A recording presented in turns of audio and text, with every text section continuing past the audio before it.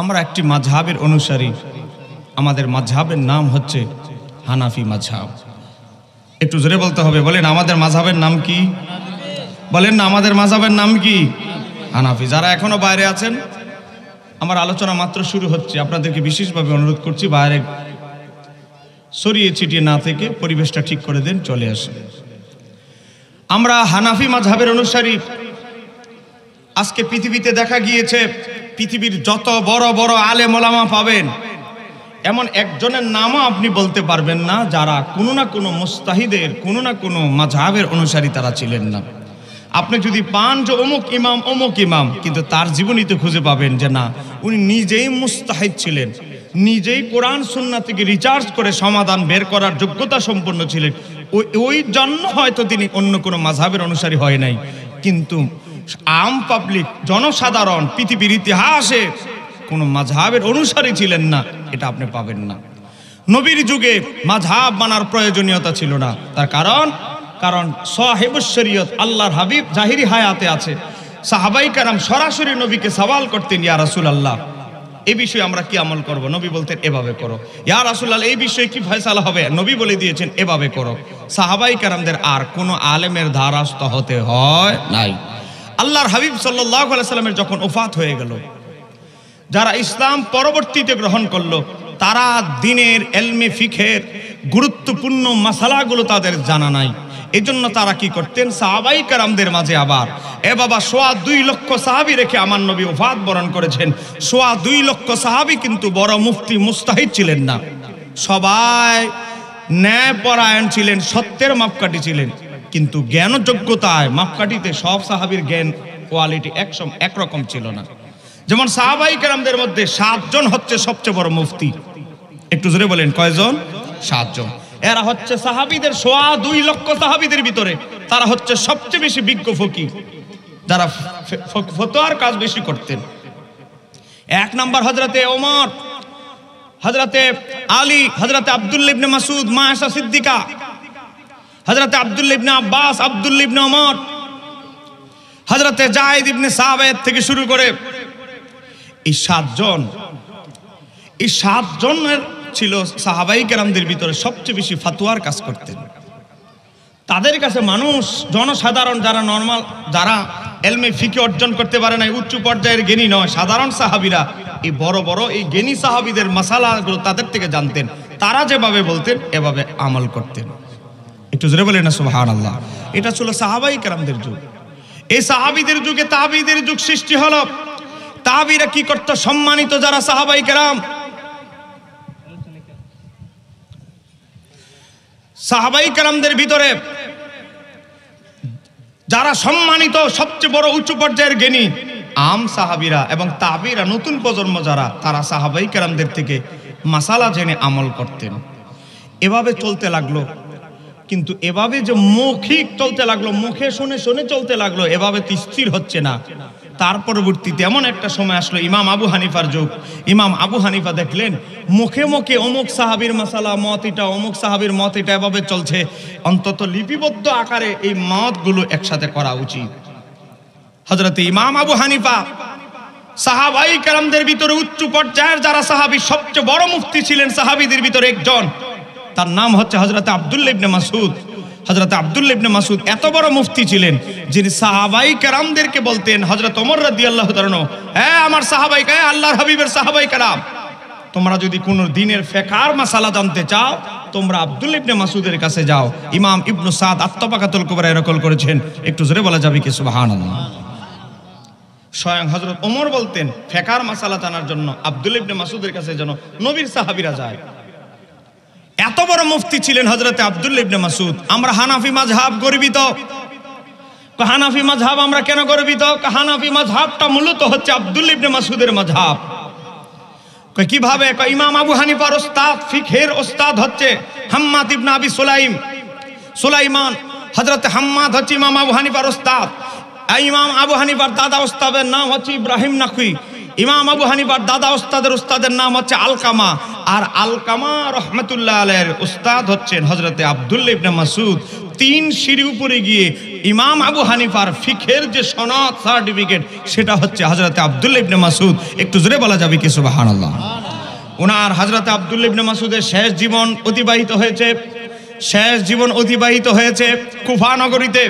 এই কারণে কুফার মানুষ আব্দুল্লাহ ইবনে মাসউদের জ্ঞান আহরণ করেছেন। এখানেই শেষ নয়, হযরতে ইমাম আবু হানিফার বাড়িও ছিল কুফা নগরীতে। এই কারণে আমরা হানাফি মাযহাবটা মূলত 80% মাসালা আব্দুল্লাহ ইবনে মাসউদের সাথে মিলে। কারণ ইমাম আবু হানিফার বাড়িও ছিল কুফায়, আর নবীর সাহাবীদের মধ্যে সবচেয়ে বড় যিনি মুফতি ছিলেন তিনিও তার গোটা জীবনের শেষ জীবনটা কাটিয়েছেন কুফায়। এই কারণে হানাফি মাযহাব হচ্ছে শ্রেষ্ঠ মাযহাব, কারণ হানাফি মাযহাব সাহাবীদের ভিতরে শ্রেষ্ঠ মুফতির অনুসরণে এই মাযহাব চলে। একটু জোরে বলা যাবে কি সুবহানাল্লাহ। ইমাম আবু হানিফাকে জিজ্ঞাসা করা হলো, নোমান বিন সাবেত আবু হানিফা, আপনি এত বড় মুফতি হয়েছেন কিভাবে? হযরত ইমাম আবু হানিফা রাহমাতুল্লাহ আলাইহি বলে, 1 নম্বর কারণ হচ্ছে আমি এত বড় জগৎ বিখ্যাত আলেম মুফতি হয়েছি। 1 নম্বর কারণ হচ্ছে আমার জন্য মাওলা আলী শেরে খোদা মুশকিল কুশা দোয়া করে গিয়েছে। কিভাবে? ইমাম আবু হানিফার বাবার নাম হচ্ছে সাবিত। ইমাম আবু হানিফার অরিজিনাল নাম নোমান বিন সাবিত। ইমাম আবু হানিফার বাবার নাম বাবা সাবিত। ইমাম আবু হানিফার দাদার নাম জুতি। ইমাম আবু হানিফার দাদা ইমাম আবু হানিফার পিতার হাত ধরে একবার রওনা দিলেন, চলো বাবা চলো। কোথায় যাব বাবা? ইমাম আবু হানিফার দাদা ইমাম আবু হানিফার পিতার হাত ধরে বলতেছে চলো। কোথায় যাব? কুফা নগরীতে আমিরুল মুমিনিন, বেলায়েতের সম্রাট, এলেমের সম্রাট হযরতে আলী ইবনে আবি তালেব এসেছে, খলিফাতুল মুসলিমিন এসেছে ওনার কাছ থেকে দোয়া নেওয়ার জন্য, ওনার কাছ থেকে দোয়া এবং সোহবত নেওয়ার জন্য চলো। একটু জোরে বলা যাবে কি সুবহানাল্লাহ। ইমাম আবু হানিফার পিতাকে নিয়ে মাওলা আলীর দরবারে গেলেন। ইমাম আবু হানিফার দাদা মাওলা আলী মুশকিল কুশার দরবারে ফলমূল হাদিয়া দিলেন। ইমাম আবু হানিফার দাদা মাওলা আলীকে বলতে লাগলেন, আমিরুল মুমিনিন, ও আল্লাহর হাবিবের খোলাফায়ে রাশিদিনের অন্যতম, আল্লাহর হাবিবের মেয়ের জামাতা, খাতুনে জান্নাতের জামাতা, ইমাম হাসান হোসাইনের পিতা, আমার এই ছেলে, তার নাম হলো সাবিত। কে বলতেছে? ইমাম আবু হানিফার দাদা। আমার এই ছেলে সাবিত, তার জন্য একটু দোয়া করেন। হযরতে মাওলা আলী ইমাম আবু হানিফার পিতার উপরে হাত রেখে দোয়া করে দিলেন, ও যদি তোমার এই সন্তান সাবিতের মাধ্যমে এমন একটা সন্তান জন্মগ্রহণ করবে, তোমার এই সন্তান থেকে একটা সন্তানের আবির্ভাব হবে, তার নাম, তার জ্ঞানে, তার নামে, তার এলেমে গোটা পৃথিবীটা আলোকিত হয়ে যাবে। একটু জোরে বলেন না সুবহানাল্লাহ। ইমাম আবু হানিফা রাহমাতুল্লাহ আলাইহির ভবিষ্যৎবাণী দোয়া করে দিয়েছেন মাওলা আলী। মাওলা আলী বললেন, যদি তোমার এই সন্তান সাবিতের মাধ্যমে, সাবিতের এক সন্তান হবে যার জ্ঞানে গোটা পৃথিবী আলোকিত হবে। আজকে দেখেন পৃথিবীর সর্বশেষ অস্তমিত যায় মরক্কো, পৃথিবীর সর্বপ্রথম সূর্যোদয় হয় জাপান, সেখানেও ইমাম আবু হানিফার অনুসারী পাবেন। পৃথিবীর সর্বশেষ অস্তমিত হয় মরক্কো, যারা সর্বশেষ সূর্য অস্তমিত দেখে সেই জায়গায় গেলেও ইমাম আবু হানিফার অনুসারী খুঁজে পাবেন, তার মাযহাবের অনুসারী খুঁজে পাবেন। একটু জোরে বলা যাবে কি সুবহানাল্লাহ। আজকে কোথায় থেকে কোথায় ইমাম আবু হানিফার অনুসারী, মাযহাবের অনুসারী বিচরণ করেছে, তার সবটুকু দোয়া শুরুতেই প্রারম্ভে যিনি দোয়া অর্জন করেছেন হযরতে আলী রাদিয়াল্লাহু তাআলা আনহু। একটু জোরে বলা যাবে কি সুবহানাল্লাহ। তারপরে ইমাম আবু হানিফা রাহমাতুল্লাহ আলাইহি বলে, আমার পীর মুর্শিদের দয়ায় আমি আরো বেশি এগিয়ে গিয়েছি। ইমাম আবু হানিফার পীর মুর্শিদকে, ইমাম আবু হানিফার পীর মুর্শিদের নাম হচ্ছে ইমাম জাফর সাদেক। একটু জোরে বলা যাবে কি সুবহানাল্লাহ। এই রজব মাসে ইমাম জাফর সাদেকের উরুসের মাস। ইমাম জাফর সাদেককে, ইমাম জাফর সাদেক হচ্ছে ইমাম জয়নুল আবিদিনের নাতি। একটু জোরে কন্যা মারহাবা। ইমাম জয়নুল আবিদিনের কি নাতি? ইমাম জয়নুল আবিদিনের নাতি। ইমাম জয়নুল আবিদিনকে হযরত আলী রাদিয়াল্লাহু তাআলার নাতি। একটু জোরে বলেন না সুবহানাল্লাহ। ইমাম জয়নুল আবিদিনকে হযরত ইমাম হুসাইনের শাহজাদা, ইমাম জয়নুল আবিদিনের একজন শাহজাদার নাম হলো ইমাম বাকের, ইমাম বাকেরের শাহজাদার নাম হলো ইমাম জাফর সাদেক। ইমাম আবু হানিফা বলে আওলাদে রাসূল ইমাম জাফর সাদেকের সুহবতে আমি আবু হানিফা এত বড় ইমামে আজম, এত বড় ইমাম হতে পেরেছি আমার পীর মুর্শিদের দয়ায়। একটু জোরে বলা যাবে কি সুবহানাল্লাহ? আপনারা বলেন ইমাম আবু হানিফার মতো ব্যক্তির যদি পীর মুর্শিদের প্রয়োজন হয়, আমাদের দরকার আছে না নাই? বলেন না কেন আমাদের দরকার আছে না নাই? তবে ভণ্ড পীর নয়, হক্কানি পীর। কথা কেন কেন ঠিক কিনা? ভণ্ড মাজার, বাবা ভণ্ড মাজারের সাথে আমাদের কোনো সম্পর্ক নাই। আজকে যারা লাল শালুক মোষ একটা এত বড় রেখে বাবা শিয়াল কবর দিয়ে বাবা কিছু জায়গায় কুত্তা কবর দিয়েও চট্টগ্রামে এক জায়গায় মাজার বানিয়ে ফেলেছে, এরকম ইতিহাস আছে। বাবা বিভিন্ন জায়গায় বাবা সারা জীবন গাঞ্জা টানত, মারা গিয়েছে, তার নামে মাজার বানিয়ে ফেলেছে। আমরা ভণ্ডদের যদ্দ্রুপ বিরোধী এবং যারা হক্কানি অলি আউলিয়ার মাজারের বিরুদ্ধে, হক্কানি অলি আউলিয়ার বিরুদ্ধে, আমরা তাদেরও বিরুদ্ধে। কথা কেন কেন ঠিক কিনা? আমাদের সাথে ভণ্ডদের কোনো সম্পর্ক নাই এবং অলি আউলিয়াদের দুশমন যারা, তাদের সাথে আমাদের কোনো সম্পর্ক। সম্মানিত আমার দিনী ভাইরা, আপনারা জানেন গতকালকে মেরাজের রাত অতিবাহিত হয়েছে। আজকে হলো মেরাজ শরীফের দিন, আজকে মেরাজের দিন চলে গেল, সবে মেরাজের দিন চলে গেল। রোজা রাখেছি আমরা অনেকে। বাবা এই মেরাজ নিয়ে আজকে মাযহাব বিরোধী যারা, তারা অপব্যাখ্যা করছে। আজকে দেখলাম একজন জনৈক একজন বক্তা নামের আগে ভুয়া ডক্টর লাগিয়েছে, ডক্টর আবুল কালাম আজাদ বাসার, 14 গ্রাম তার বাড়ি। আমি তার গ্রামে, সে যেই মাদ্রাসা থেকে দাখিল পাস করেছে সেই মাদ্রাসায় আমি এইবার 12 রবিউল আউয়ালের দিনের বেলা মাহফিল করে এসেছি। তার নিজের গ্রামে গিয়ে আমি তাকে ঈদ মিলাদুন নবীর ব্যাপারে চ্যালেঞ্জ করে এসেছি। বলেছে আবুল কালাম আজাদের বাসারের গ্রামবাসী, আপনারা সাক্ষী থাকেন, ঈদ মিলাদুন নবী নিয়ে বাহাস হবে। এই ডক্টর আবুল কালাম আজাদ, তার সাথে বাহাস হবে। ঈদ মিলাদুন নবীকে যদি সে বেদাত প্রমাণ করতে পারে, নাজায়েজ প্রমাণ করতে পারে, গুনার কাজ প্রমাণ করতে পারে, আমরা তওবা করে তার দলে ঢুকে যাব। এই কথা বলে না কেন ঠিক কি না? নারে তাকবীর, নারে রিসালাত, নারে গাউসিয়া, ইমামে আজম কনফারেন্স। আজকে দেখলাম, আজকে অবাক হয়ে গেলাম। আজকে দেখলাম আজহারি নামে এক বক্তা মালয়েশিয়া থেকে এসেছে। এই বক্তা বলেছে আমার নবী নাকি আল্লাহকে চর্মচোখে, আল্লাহকে দেখা কারো পক্ষে সম্ভব নয়, তিনি আল্লাহকে দেখেন নাই। ধরে বলেন না নাউজুবিল্লাহ। এই আবুল কালাম আজাদ বাসার, সেও একই কথা বলছে। কুখ্যাত লামাযহাবীদের বড় বড় এই যারা মুফতি নামের কলঙ্ক, তারা বলছে আমার নবী মেরাজের রাতে আল্লাহকে দেখে নাই। আপনারা বলেন তাদের এই বক্তব্য কি সঠিক না ভুল? আপনারা কি বলেন আমার নবী মেরাজের রাতে আল্লাহকে দেখেছেন কি দেখেন নাই? আরো জোরে বলতে হবে, কি দেখেছেন কি দেখেন নাই? বাবা গভীরভাবে লক্ষ্য করেন। আজকে আমি আপনাদেরকে বলতে চাই, আহলে হাদিসদের বড় হুজুর, তার নাম হচ্ছে নাসিরউদ্দিন আলবানী। সে একটি বিখ্যাত কিতাব লিখেছে, তার ভাষায় বিখ্যাত। সেই কিতাবের নাম হচ্ছে সিলসিলাতুল আহাদিসুস সহিহা। সেই কিতাবের ভিতরে নাসিরউদ্দিন আলবানী একটি হাদিসকে সহি বলেছেন। কেমন সহি? সহি মুসলিমের হাদিস যেমনি ভাবে সহি, এই হাদিসটা তদ্রুপ সহি। হাদিসটি এসেছে হযরত আব্দুল্লাহ ইবনে আব্বাস রাদিয়াল্লাহু তাআলা আনহুমা থেকে। তিনি বলেন ক্বালা রাসূলুল্লাহ সাল্লাল্লাহু আলাইহি ওয়াসাল্লাম, তিনি বলেন আল্লাহর হাবিব তার নুরানি জবানে ইরশাদ করেছেন, রাআইতু রাব্বি তাবারাকা ওয়া তাআলা, আমি আমার রবকে 2 নয়নের চোখে দেখেছি। চিৎকার দিয়ে বলতে হবে সুবহানাল্লাহ। নবী বলে রাআইতু রব্বি, আমি আমার রবকে 2 নয়নের চোখে দেখেছি। হাদিস মুসনাদে আহমদ 4 নম্বর খণ্ড 350 পৃষ্ঠা, হাদিস নাম্বার 2580। নবম শতাব্দীর মুজাদ্দিদ ইমাম জালালউদ্দিন সুয়ুতী তার আল খাসায়েসুল কুবরা কিতাবে বলে হাদিসটি সহিহ।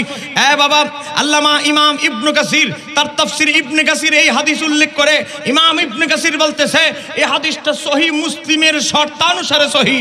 ইমাম ইবনে কাসির, বাবা দেখেন আমার হাতে তাফসীরটা রয়েছে, দেখেন এই তাফসীরটার নাম হচ্ছে তাফসীর ইবনে কাসির।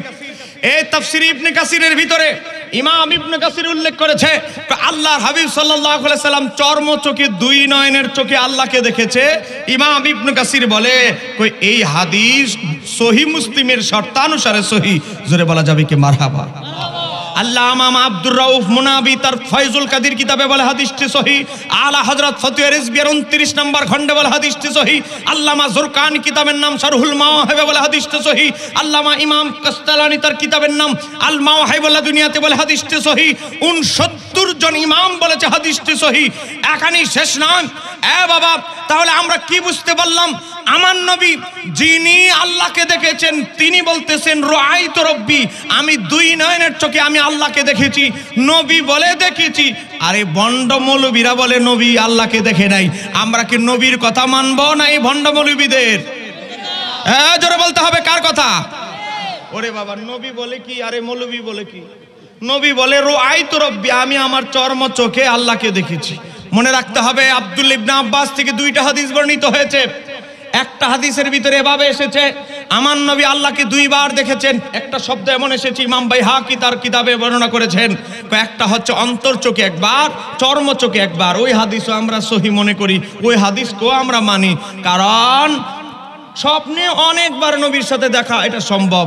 কিন্তু আব্দুল্লাহ ইবনে আব্বাস কিন্তু চর্ম চোখে দেখাকে অস্বীকার করে নাই। আজকে এমন অবাক লাগে, নবীর 8 থেকে মতান্তরে 10 বছর নবীর যিনি গোলামি করেছেন, খেদমত করেছেন, তার নাম হচ্ছে কি জানেন? তার নাম হচ্ছে হযরতে আনাস ইবনে মালিক রাদিয়াল্লাহু তাআলা। হযরতে আনাস ইবনে মালিক যিনি নবীর 10 বছর অজুর লোটার পানি ভরে দিয়েছেন, গরম করে দিয়েছেন, জামা কাপড় কেচে দিয়েছেন, খেদমত করেছেন আমার নবীর সাহাবী হযরতে আনাস ইবনে মালিকের বর্ণনা ইমাম ইবনু খুজাইমা বিশুদ্ধ সনদে বর্ণনা করেছে। আর সেখান থেকে ইমাম সুয়ুতি তার এই আল খাসায়েসুল কুবরা কিতাবের ভিতরে নকল করেছে, এটা আরবি বাংলা নয়। সেই কিতাবে এসেছে কয় কি হযরতে আনাস ইবনে মালিক বলে নিশ্চয়ই আমার নবী তার রবকে দেখেছে। জোরে বলা যাবে কি সুবহানাল্লাহ। হ্যাঁ আমার বাবারা ভাইরা, 10 বছর যিনি নবীর গোলামি করলেন, যার টাইটেল হচ্ছে খাদেমুর রাসূল, রাসূলুল্লাহর খাদেম, তিনি যদি বলে আমার নবী আল্লাহকে দেখেছে, এখন নতুন ফতুয়া আর আমদানি রপ্তানি করার আর আমাদের দরকার আছে? বলে নতুন মৌলবীদের ফতুয়া শোনার আর আমাদের কোনো দরকার আছে? নবীর একজন প্রিয় সাহাবী, তার নাম হচ্ছে হযরতে আবু যার গিফারি রাদিয়াল্লাহু তাআলা। বলেন আমরা কি তার নাম শুনেছি? হযরতে আবু যার গিফারি নবীর একজন প্রিয় সাহাবী। আবু যার গিফারির ব্যাপারে একটা প্রসিদ্ধ মত হচ্ছে হযরত আবু যার গিফারি এমন একজন মহান সাহাবী, যার ব্যাপারে এসেছে আমার নবীকে যেই সাহাবী সবচেয়ে বেশি প্রশ্ন করতেন, জানতে চাইতেন, নবীর কাছে প্রশ্ন করতেন, সওয়াল করতেন, তার নাম হচ্ছে হযরতে আবু যার গিফারি রাদিয়াল্লাহু তাআলা। নবীকে বেশি জিজ্ঞাসা করতেন, জানার আগ্রহটা তার ছিল প্রবল। বাবা, হযরতে আবু যার গিফারির ব্যাপারে আমার নবী বলেছিলেন, আবু যার তুমি এমন একটা জায়গায় মারা যাবে, আমার সম্মানিত একদল সাহাবী তোমার জানাজার ইমামতি করবে, কাফনের ব্যবস্থা করবে। একটু জোরে বলা যাবে কি সুবহানাল্লাহ। ইমাম ইবনে হাজার আসকালানি কিতাবের নাম আল ইসাবা ফি তামিজিস সাহাবা কিতাবের ভিতরে এসেছে আবু যার গিফারির সাথে আবু যার গিফারির স্ত্রী সহ যখন একবার সফরে বের হলেন, মরুভূমির মাঝখানে গিয়ে উনি অসুস্থ হয়ে গেলেন, একেবারে মুমূর্ষু অবস্থায়, মারা যাবেন এমন অবস্থা। আবু যার গিফারির স্ত্রী যখন কান্না করতে লাগলো, আবু যার গিফারি রাদিয়াল্লাহু তাআলা বলতে লাগলো, আমার বিবি তুমি কেন কান্না করছো? আমার স্বামী আপনি এমন একটা জায়গা এখন মারা যাবেন, এই জায়গা না আমি কাফনের কাপড় জোগাড় করতে পারবো, না কবরের খননের জন্য একটা লোক ব্যবস্থা করতে পারবো, না আপনার জানাজা দেওয়ার জন্য একটা লোক খুঁজে পাবো, এমন একটা জায়গায় যদি আপনি মারা যান আমি কি করব আপনার জন্য? আবু যার গিফারি চোখের পানি ছেড়ে বলে, আমার বিবি তুমি চিন্তা করিও না, আমার নবী আমার ব্যাপারে ভবিষ্যৎবাণী করেছে। আবু যার গিফারি তুমি এমন একটা সময় মারা যাবে, আমার সাহাবীদের সম্মানিত একদল সাহাবী তোমার দাফন কাফনের ব্যবস্থা করবে, জানাজা পড়বে, চিৎকার দিয়ে বলা যাবে কি সুবহানাল্লাহ। আমার বিবি তুমি মেইন রোডে যাও, তুমি রোডে যাও, রাস্তায় গিয়ে দাঁড়াও, লোক অপেক্ষা করো, লোক আসবে, কারণ আমার নবীর ভবিষ্যৎবাণী 1 ইঞ্চিও কখনো ভুল প্রমাণিত হতে পারে না। আবু যার গিফারির স্ত্রী বিবি রাস্তায় গিয়ে দাঁড়ালেন, দাঁড়িয়ে গিয়ে অপেক্ষা করছেন। হযরতে আবু যার গিফারির বিবি গিয়ে দেখে একদল সাহাবায়ে কেরাম, একটা বিশাল বড় কাফেলা আসতেছে। মহিলা মানুষ দেখে বলে, আপনি কে? আপনি রাস্তায় কেন দাঁড়িয়েছেন? ওই আবু যার গিফারির বিবি বলতে লাগলো, আমি আপনাদের দিনী ভাই হযরতে আবু যর গিফারি রাদিয়াল্লাহু তাআলার স্ত্রী। আপনি এখানে কি করছেন একা একা? আপনাদের দিনী ভাই ওই দেখেন অসুস্থ, খুব অসুস্থ, আসেন আপনারা তাকে দেখতে যাবেন। সাহাবায়ে কেরাম গেলেন। বাবারা ভাইয়েরা, সাহাবায়ে কেরাম গিয়ে দেখলেন তিনি খুব অসুস্থ। কিছুক্ষণ পরেই তিনি মারা গেলেন। মারা যাওয়ার আগে আবু যর গিফারি বললেন, আল্লাহর হাবিব আমার ব্যাপারে ভবিষ্যৎবাণী করেছে, আমি এমন একটা জায়গায় মরে যাব, মারা গেল আবু যর তোমার কোনো আফসোস নাই, আমার সাহাবীদের ভিতরে সম্মানিত একদল সাহাবী তোমাকে দাফনের ব্যবস্থা করবে, জানাজার ইমামতি করবে, জানাজা আদায় করবে। আল্লাহর হাবিবের ভবিষ্যৎবাণী সত্য হতে দেখে আমার দিলটা, অন্তরটা খুশিতে ভরে যাচ্ছে। সাহাবায়ে কেরাম কান্না করতে লাগলেন। হযরত আবু যর গিফারি রাদিয়াল্লাহু তাআলা আনহু তাকে দাফন করা হলো। সাহাবায়ে কেরাম দাফন করলেন, জানাজা পড়লেন, সবকিছু করলেন। হযরত আবু যর গিফারি রাদিয়াল্লাহু তাআলা বর্ণনা করছেন, ইমাম কাজী আইয়াস শিফা শরীফ কিতাবের ভিতরে নকল করেছেন। ইমাম কাজী আইয়াস শিফা শরীফের ভিতরে নকল করছেন। ইমাম কাজী আইয়াস বলে শিফা শরীফের ভিতরে প্রথম খণ্ড 374 পৃষ্ঠায় কি বলেন? হযরত ইমাম কাজী আইয়াস উল্লেখ করছেন, নবীর সাহাবী আবু যর গিফারি বলে, নিশ্চয়ই রাসূল সাল্লাল্লাহু আলাইহি সাল্লাম তার রবকে দেখেছেন। চিৎকার দিয়ে বলা যাবে কি সুবহানাল্লাহ? এবার আসেন, এখানেই শেষ নয়, টোটালি 11 জন সাহাবী হাদিস বর্ণনা করেছে আমার নবী আল্লাহকে দেখেছেন। এখন আমার লামাযহাবী ভাইরা একটা কুযুক্তি দেয়। তাদের দাবি তিরমিজি শরীফ, সহিহ মুসলিমে একটা হাদিস এসেছে, কয় কি, একবার একজন তাবি মাশরুক রাহমাতুল্লাহ আলাইহি মা আয়েশা সিদ্দিকাকে জিজ্ঞাসা করলেন, ও উম্মাহাতুল মুমিনিন, আপনার আল্লাহর হাবিব কি আল্লাহকে দেখেছেন? তখন মা আয়েশা সিদ্দিকা রাদিয়াল্লাহু তাআলা আনহা একটা আয়াতের উপরে কিয়াস করে বললেন, লা তাদরিকুল আবসার, আল্লাহকে কেউ, কোন চোখ আল্লাহকে পরিবেষ্টন করতে সক্ষম নয়। এই আয়াতের উপরে ভিত্তি করে হযরতে মা আয়েশা সিদ্দিকা ইজতিহাদ করে বললেন যে রাসূল সাল্লাল্লাহু আলাইহি সাল্লাম নয়, কেউ আল্লাহকে দেখতে পারে না, কোন সৃষ্টি আল্লাহকে দেখতে অক্ষম। এই আয়াতের তাফসীর করেছেন মা আয়েশা সিদ্দিকা। এটা ওনার কিয়াস, এটা ওনার গবেষণা, এটা ওনার ইজতিহাদ। এখন আমাদের আহলে সুন্নাত ওয়াল জামাতের উত্তর, যারা এই আহলে হাদিস, তারা এই হাদিসটি দিয়ে দলিল দেয় যে মা আয়েশা সিদ্দিকা রাদিয়াল্লাহু তাআলা আনহা বলেছেন কোন মাখলুক স্রষ্টাকে দেখে নাই এই দুনিয়াতে। আমরা বলি এটাও সঠিক, এই দুনিয়াতে তো নবী দেখে নাই। আমার নবী তো এই 7 আসমান পাড়ি দিয়ে, আরশে আজিম পাড়ি দিয়ে যেই জায়গায় দেখা সম্ভব ওই জায়গায় গিয়ে দেখেছেন। একটু জোরে বলা যাবে কি সুবহানাল্লাহ?